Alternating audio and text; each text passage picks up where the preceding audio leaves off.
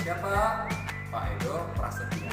Sebelum itu, marilah kalian tonton video ini agar kalian mudah mengerti pembelajaran biologi hari ini.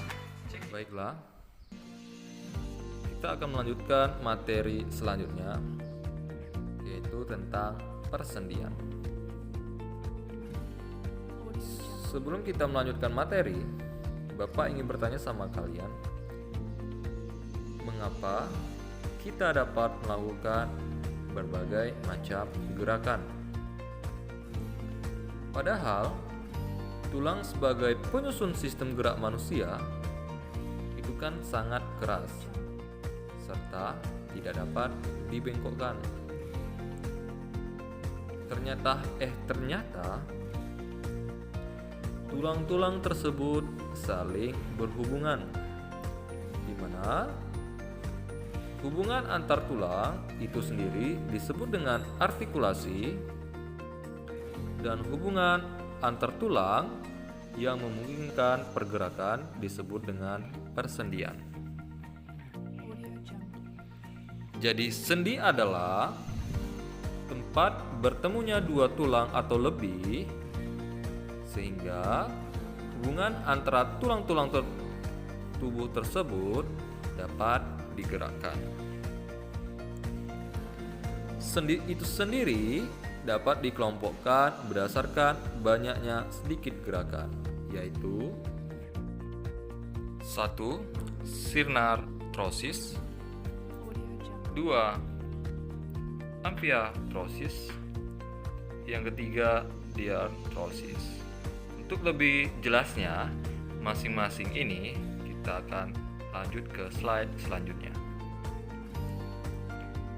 Yang pertama adalah synarthrosis atau yang disebut dengan sendi mati, yaitu sendi yang tidak memungkinkan adanya gerak. Contohnya adalah sendi antar tulang penyusun tengkorak atau kepala.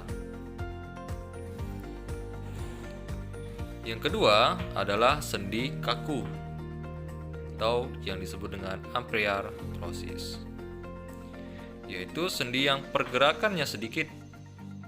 Contohnya persendian tulang rusuk dan tulang dada.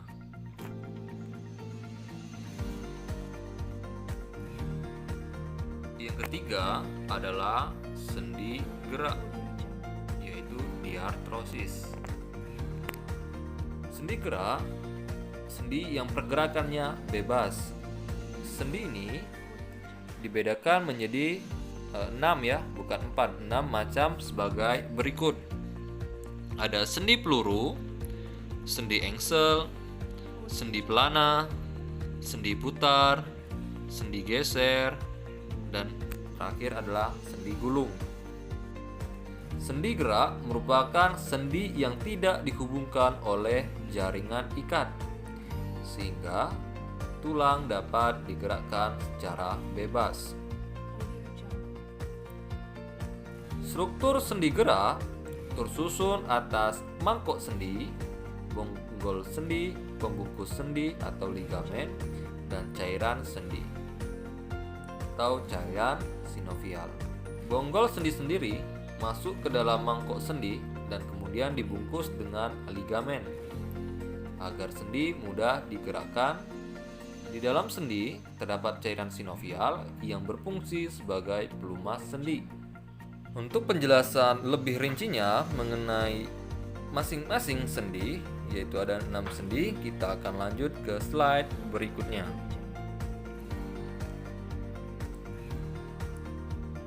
Yang pertama adalah sendi peluru. Sendi peluru itu memungkinkan gerakan ke segala arah. Tubuh manusia hanya memiliki 2 sendi peluru. Pertama, sendi pada panggul yang menghubungkan tulang panggung dengan tulang paha. Dan yang kedua adalah sendi pada bahu yang menghubungkan tulang belikat dan lengan atas. Yang kedua adalah sendi engsel memungkinkan tulang bergerak menyerupai pintu, yaitu berupa gerakan pintu dan bersifat satu arah.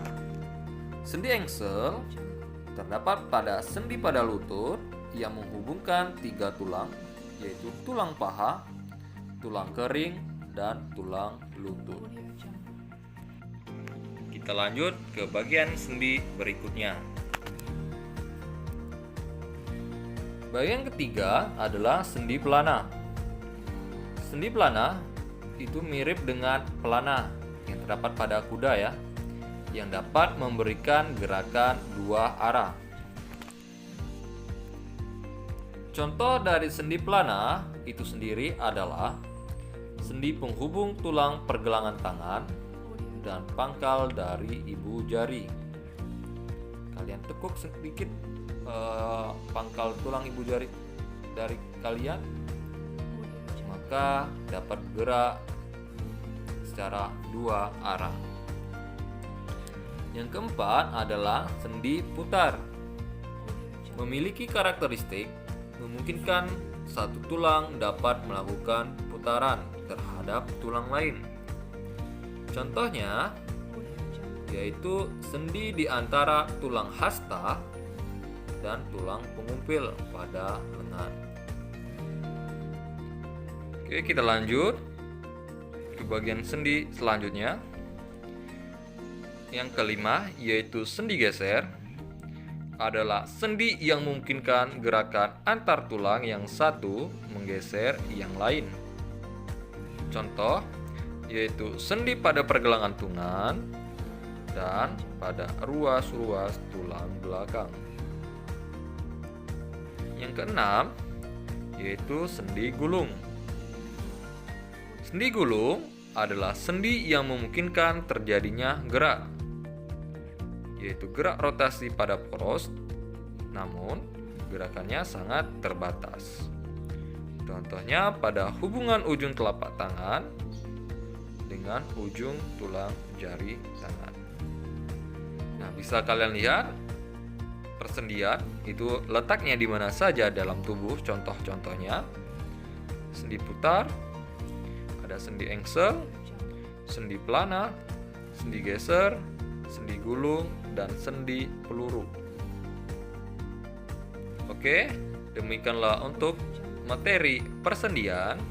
Jika ada pertanyaan, silakan tanya sama Bapak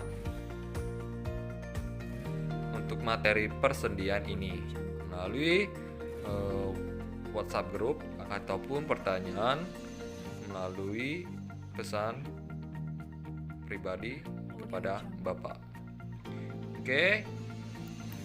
Adapun rangkuman pembelajaran hari ini adalah yang pertama, bahwa rangka aksial atau rangka poros itu terdiri dari tulang belakang, kepala, rusuk, dan dada.